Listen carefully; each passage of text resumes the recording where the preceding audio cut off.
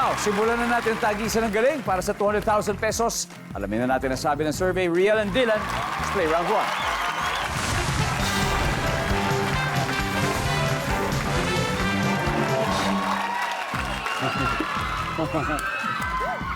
Good luck! Top 5 answers are on the board. Here's the first question. Buto ng anong prutas ang pwedeng lutuin at kainin? Go! Riel. Grapes.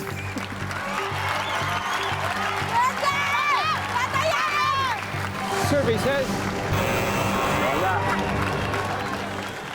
Dylan. Buto ng anong prutas ang pwedeng lutuin at kainin? Mansanas. Patay ka doon. Sinigang. May cyanide yun. Sinigang na buto ng mansanas. Oh, pwede, oh. Lilagang mansanas. Pwede. Nandiyan ba ang mansanas? Wala. Pero ito guys, trivia, ang buto ng mansanas may cyanide yan. So hindi dapat pwedeng kainin dahil lason yan, ha? Lason. So yan po, trivia po sa mga mahilig sa buto ng mansanas. Ingat lang.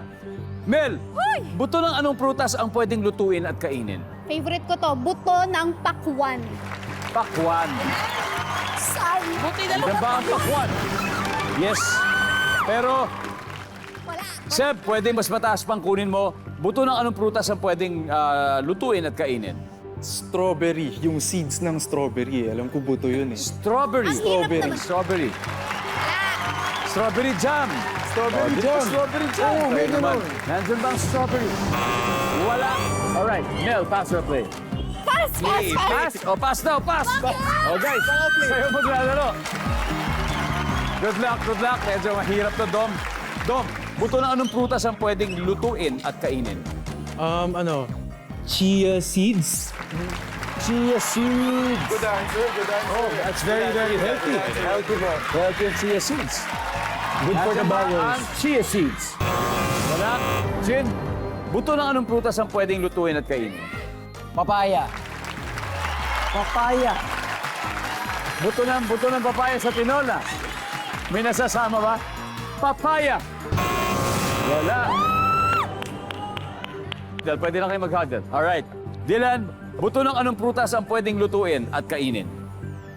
Buto ng? Mais. Buto ng mais. Walang buto yun. Pwede. Pero sige, tingnan natin. Nandiyan ba ang mais?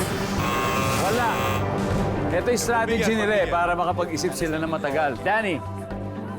Danny, buto ng anong prutas ang pwedeng lutuin at kainin? Langka. Gara. Buto ng kalabasa. Mel? Buto ng? Saging. Buto ng saging. Maliit. Pwede. Riel, isang tamang sagot na kailangan natin. Buto ng anong prutas ang pwedeng lutuin at kainin? Langka. Tama kaya yung desisyon nila na nag-pass sila? Pwede, di ba? Guys, nandyan ba ang langka?